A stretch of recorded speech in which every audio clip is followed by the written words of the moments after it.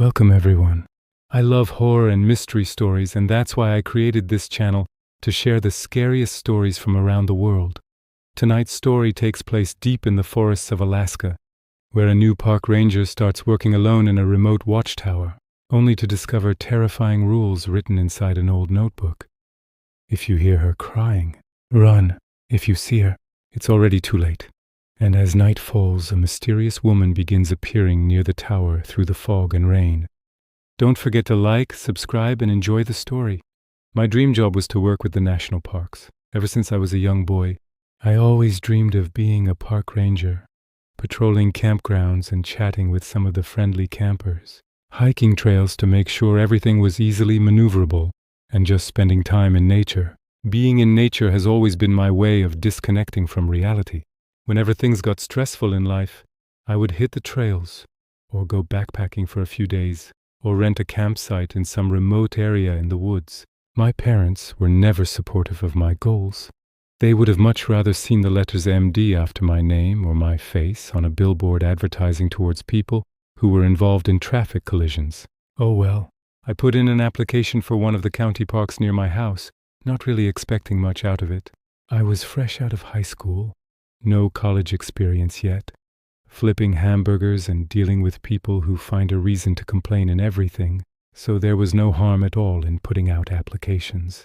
I pulled up a Google Map directory of every local, state, county, and national park in my state, California, and submitted applications wherever I saw openings.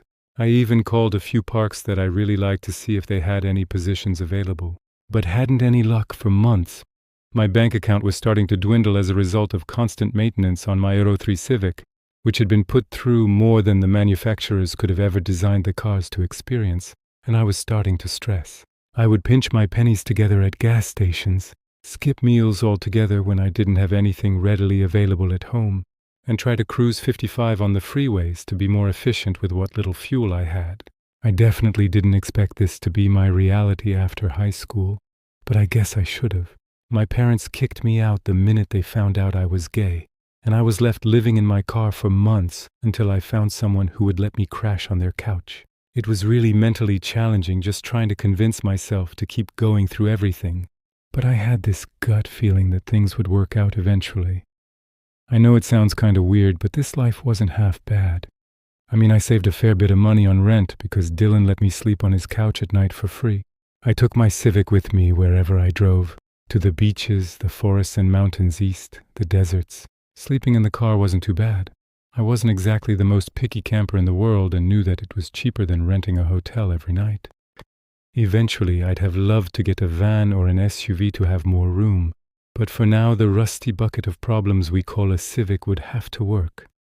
I remember the day that I got the email. I had just checked my bank account balance to see that I had $7.80 left.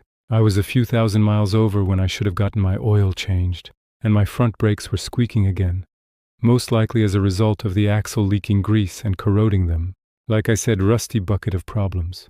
An email was in my inbox that read, National Park Service, immediately hiring full-time ranger, must be willing to relocate. Base salary $65,000. Respond for info.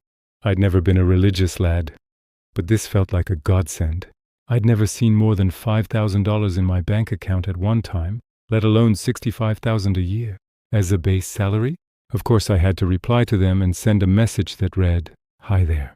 I'm Jake, a wilderness enthusiast based in California. I'd love to learn more about your opening with the National Park Service. I am willing to relocate wherever, although it might take time for me to get there. Let me know if you'd like to interview me. I attached a copy of my resume, which had a fair bit of information that would have proved I was the right candidate for the job. Ample experience in the wilderness, knowledge on most survival skills, excellent physical shape, good work ethic. I had beefed up my resume as much as possible. I don't know if I would have been able to forgive myself if they said I was unqualified or didn't get the position. That wouldn't have been an issue, though. About 24 hours later, I got a response from a woman by the name of Abigail inviting me to do a tele-interview a day later. I started to feel giddy with excitement at the prospect of finally landing my dream job with the National Park Service. Not only that, but having accommodation, stable income, and being able to spend time surrounded by the beauty of nature is all I could ask for in life. I set a reminder on my laptop that I had an interview and hastily jotted down the number that she said she would be calling me from. I tried so hard to focus at work that day, but it felt like I was stumbling over orders and making careless mistakes again and again. Every time I slipped up, the manager walked over and yelled at me, then muttered to herself in Spanish and walked away. I was so close to quitting on the spot, but something told me to hold off just a bit longer until I know for sure if I got the new job yet. Fast forward to the next day, Abigail called me about 5 minutes late. She asked me pretty basic questions, my past work experience, my work ethic, asked me to describe some of the experience I have had in the wilderness, and what knowledge I can bring to the team. I answered her questions honestly and very thoughtfully, making sure to reference real-world scenarios whenever possible so she didn't think I was bluffing with all the experience I claimed to have. It seemed to be going great, and I was certain I would the position. I was smiling wider than I had smiled in months when she asked me the question that sticks with me to this day. "Are you afraid of what lurks in the shadows of the trees at night, Jake?" It took me a minute to figure out how to respond to this. I didn't expect her to ask me that. When I was going over interview questions the night before, I planned just about everything out, even some follow-up questions to ask her about the position that would show how interested I am. I had not prepared for this. I'd never been afraid of the woods or any nature at all. I had no reason to be. I knew everything there was to know about defending myself. I could use a knife pretty well, was a great aim with a crossbow, and had even made my own bows before out of materials in the woods. I didn't exactly believe in supernatural beings or demonic entities, so there was no reason to be afraid. Still, her question unsettled me a little bit. I tried to convince myself that it was just a joke and she wasn't serious. But the lack of laughter matching my nervous laughter shot that theory down pretty quickly. I took a deep breath, then responded, "I've never been afraid of the shadows and the trees. I do just fine in the wilderness and have never been in a situation where I feel like I lost control." Her response sent chills up my spine. "I reckon you should be, honey. She's always watching even if it feels like she left. No matter how far you go, she'll always be a few steps behind you. She's always smiling too. If you dare ignore..." Abigail cut off as she began talking to someone else on her end of the line, assumingly a coworker or another park ranger. She eventually put herself on mute, and I spent a few moments processing what had happened. Who is she? What happens if you ignore her? I felt a bit uneasy, but then realized that Abigail works with the parks. I feel like to work with the NPS you have to be at least a bit crazy. Not many people would want to give up the luxuries of fast internet, guaranteed electricity, and a healthy social life to live alone in the middle of the woods patrolling and yelling at people who started fires outside of fire pits. Even if you weren't crazy getting in, chances are by the time you retire you'll have a therapist on speed dial. I tried to chalk it up to being that. An older lady who was starting to lose her mind, and brushed it off as no big deal. Just as I came to my conclusion, I heard Abigail's voice on the other end of the line again. "Congratulations, Jake. You're perfect for the position. We're going to send you a ticket for your plane that'll be embarking to Alaska to start in Denali National Park in 3 days. Do you have any more questions?" I froze for a minute. I was going to Alaska in 3 days. This moment was honestly the happiest of my life thus far. The realization that everything I had dreamed of was starting to fall into place. I was likely going to be surrounded by millions of trees, millions of acres of land, and one of the most beautiful landscapes the world has to offer. It had been my dream to visit Alaska one day, and now I got to live there and get paid to do so. But I had to find out more. I wanted to know what she meant earlier about the girl who watches you. Even though I'm almost positive it was nothing, I wanted to hear it from her, just to ease my racing mind. I decided to start with a pretty general question. "What should I bring with me?" I asked. She responded quickly, "Just your clothing and anything you might want in your station. Phone, laptop and charger, winter clothing, a few decorations or memories from home, any other weird gadgets you love, and maybe a pocket knife. We'll provide everything else you need." I didn't exactly have a lot to my name, aside from my car and a few boxes of crap that I had collected over the years, so I figured I'd pack light.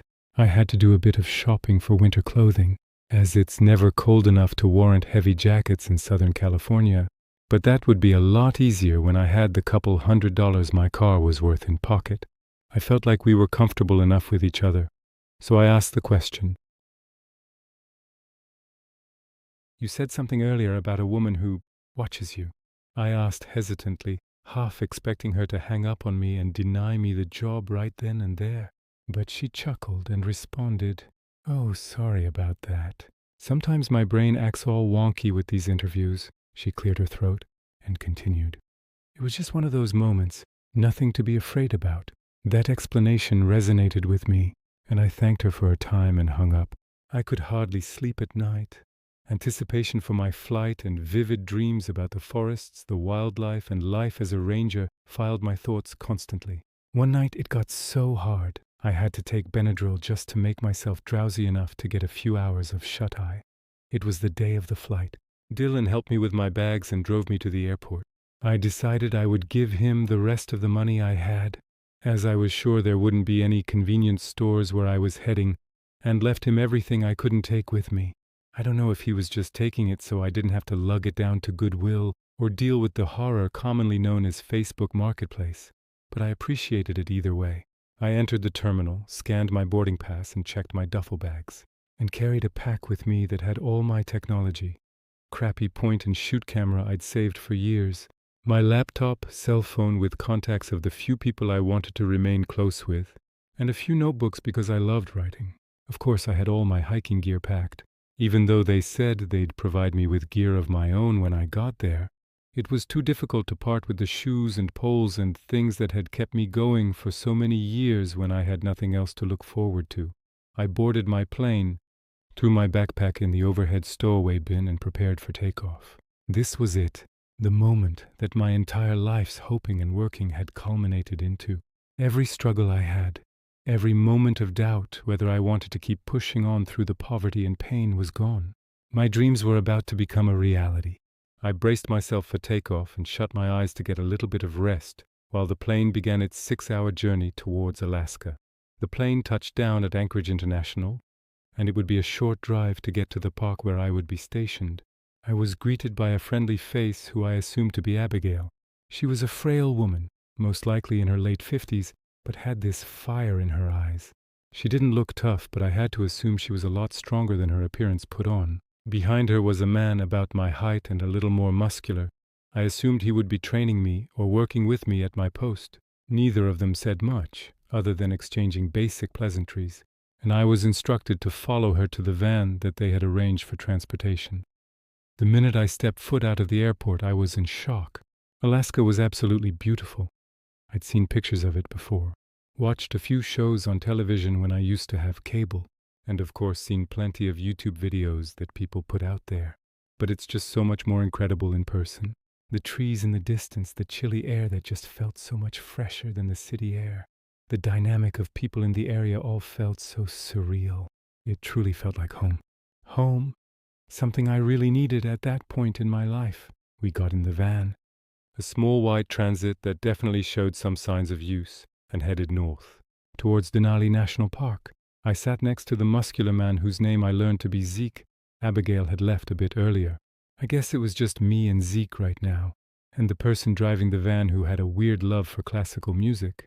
I put one of my earbuds in, knowing that I probably wouldn't get a lot of time to listen to music during orientation, and enjoyed the drive as the sun started to sleepily duck down under the huge snow-capped mountains to my right.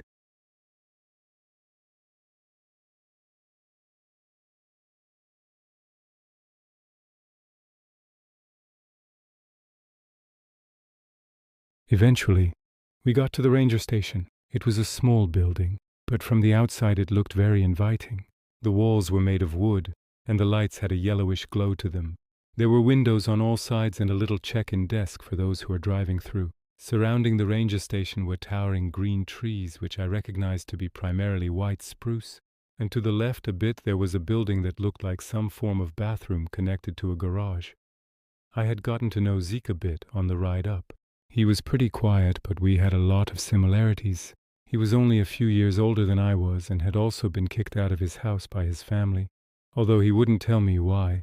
Zeke grew up in Montana, in a small town near Glacier National Park, and fell in love with the surroundings. He told me he'd been working for the national parks for a year now, and was bumped up to one of the lead positions at Denali. I really felt like I could get along with Zeke, although there was something a bit off about him. It felt like he was hiding something. It had to have been the voice. It sounded as if there was some underlying fear or anxiety in his tone. Oh well, he seemed to be a really good person and I'd be working with him indefinitely, so there was an obligation to get along to some extent. If something happened to one of us, we had to be able to depend on the other for help. I wasn't used to this, and I knew it wouldn't come as easy as the textbooks make it feel. But it was something I could work towards. As the van pulled up to the garage next to the facilities, I motioned to get out, but Zeke reached over me and pulled the door shut once more. "You're not stopping here," he said with a grin. "You'll be stationed in a tower about 5 miles north in the forests. Everything you need should be there. A hunting rifle, clothing, gear, your phone and the numbers that you may need to call, and a handbook with all the information that you'll need for now."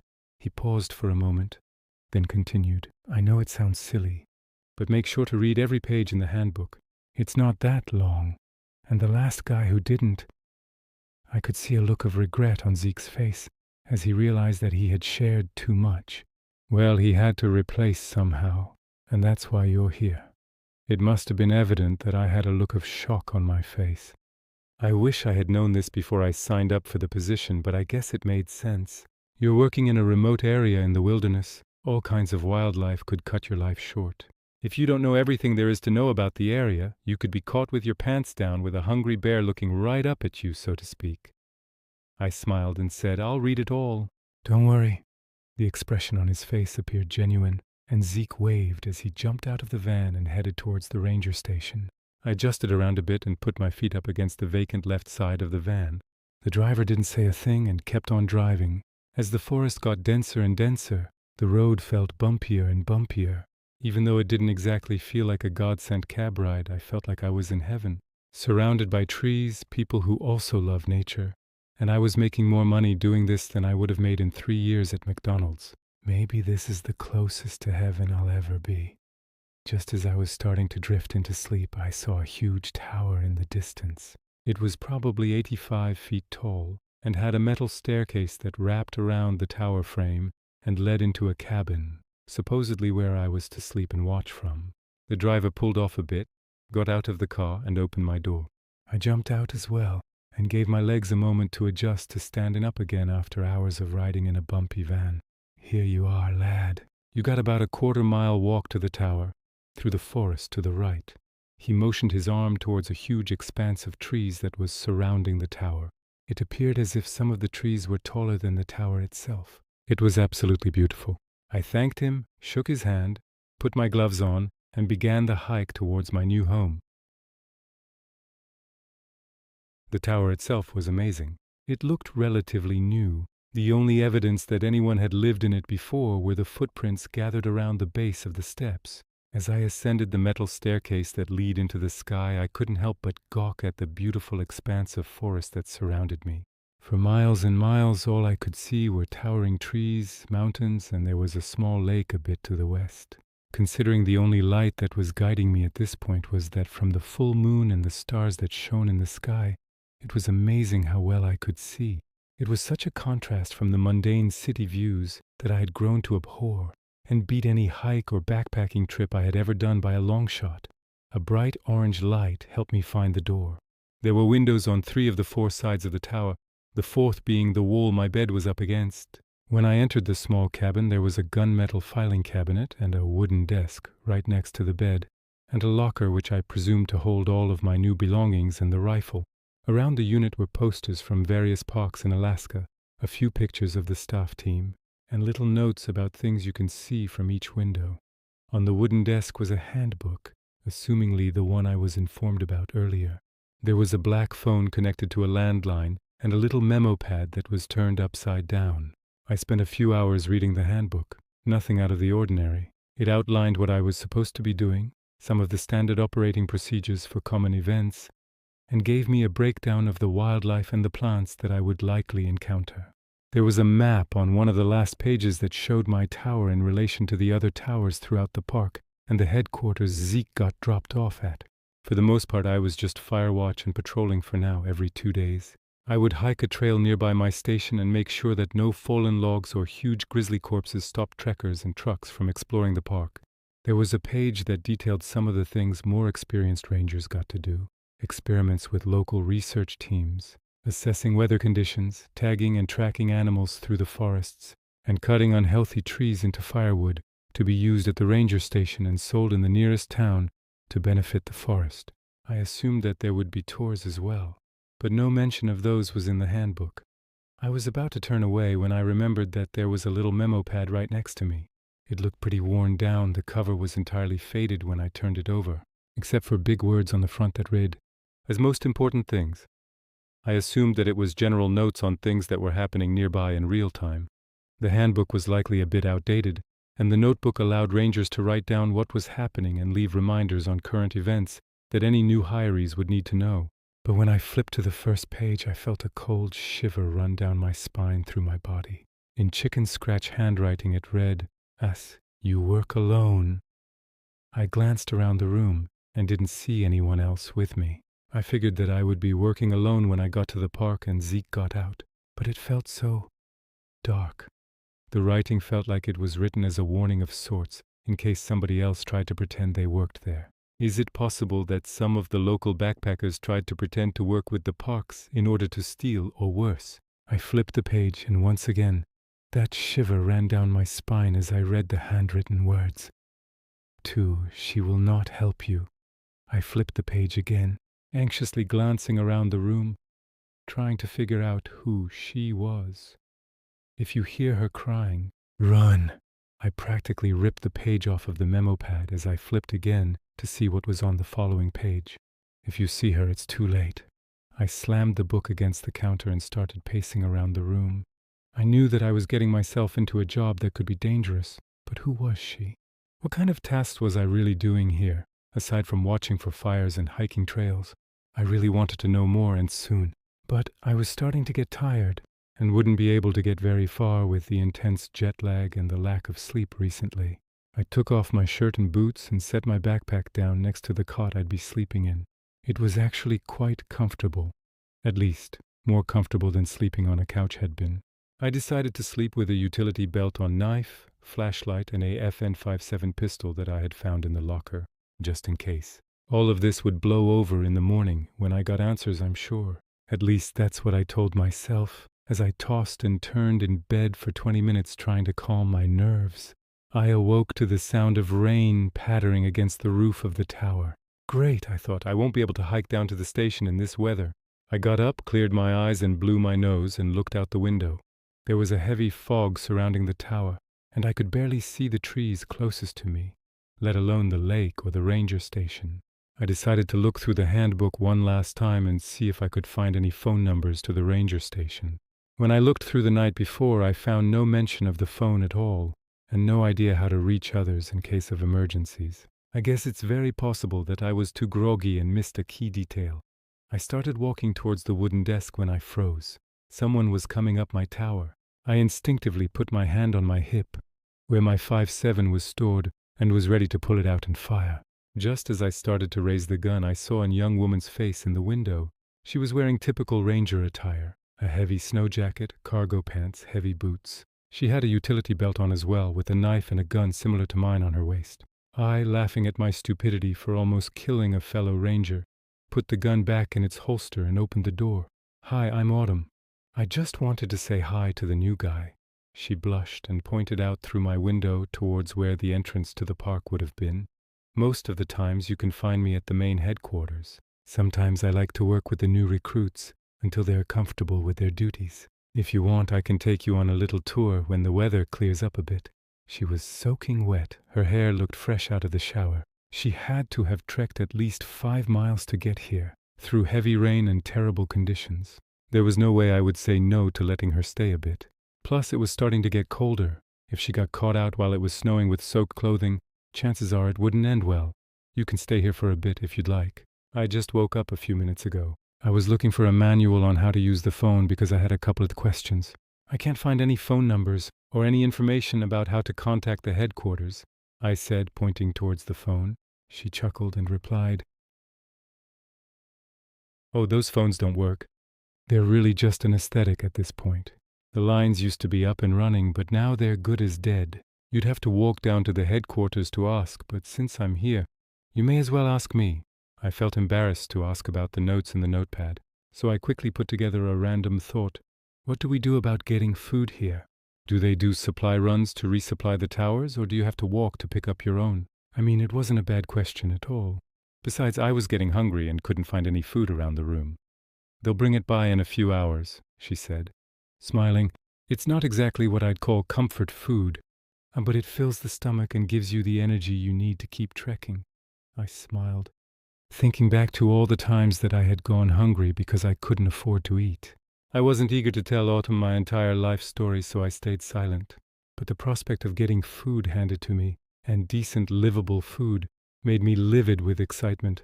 By the way, HQ told me to tell you that there was an incident on one of the trails not too far from here. Since it's in your territory, they want you to check it out.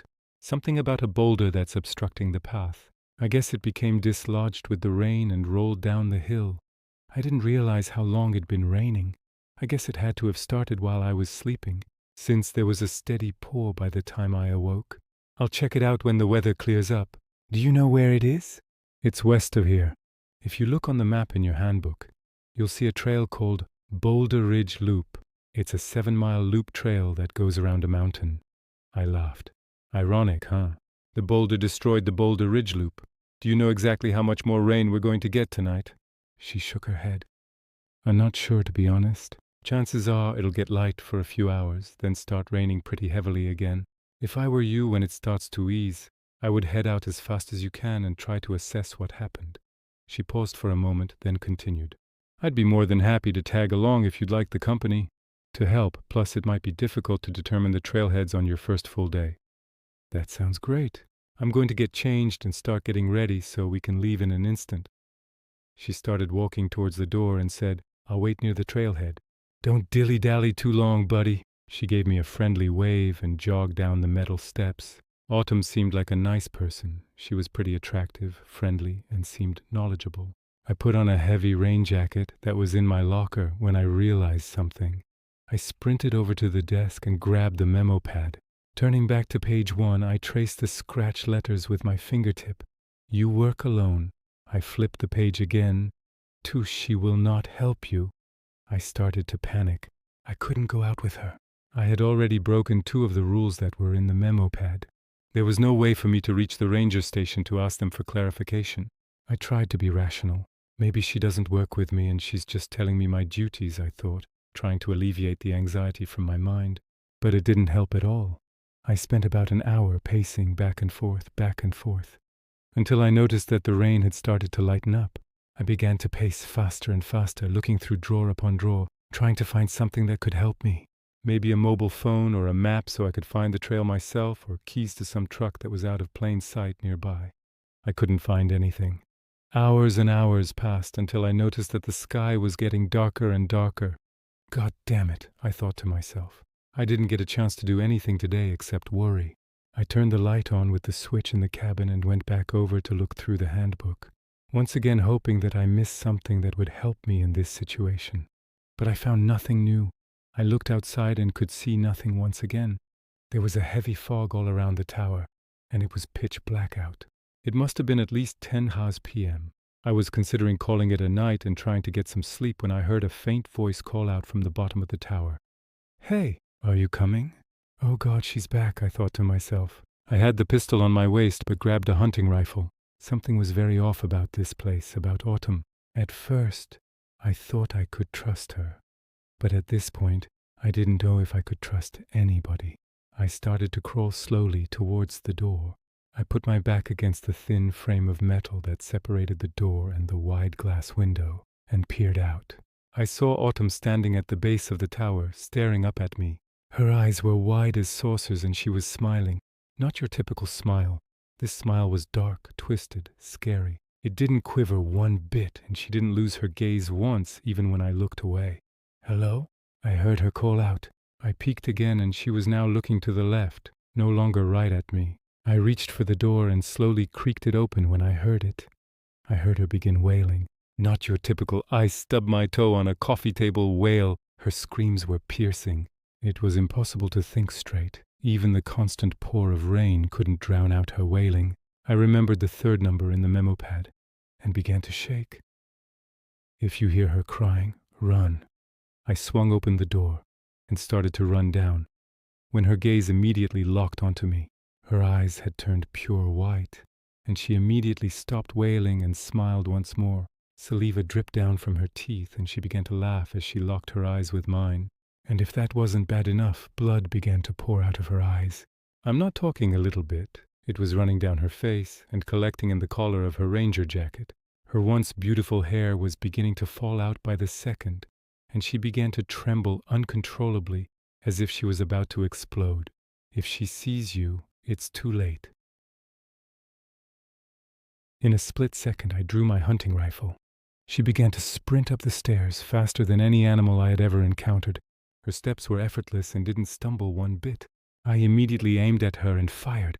A bullet hit her right in the chest, and I saw her smiling corpse fall through the cracks between the metal steps. A pool of blood erupted from her body, and she lay motionless. I sprinted back into the tower, leaving my rifle on the deck, and slammed the door shut. With all the strength I had left, I pushed a filing cabinet against the metal cabin door and immediately collapsed against the cold metal. As I listened to the rain drum against the roof of my tower, I was in shock, drained, exhausted, confused, and afraid. I don't know what that thing was, but it would bother me no more. I felt a wave of relief rush over me. All I had to do was make it to morning. I could get to the ranger headquarters and get the fuck out of this place, out of this cursed forest, out of this shitty metal tower, away from this demonic creature that called itself Autumn. That brings us to the present moment. I'm sitting here, phone in my hand, writing this up on my notepad app. However, I just need to check something. I remembered the title of the memo pad said that there weren't 4 things, but 5. I glanced over at the title of the memo pad. As I expected, it read 5 most important things. I thumbed through the pages. You work alone. T. She will not help you.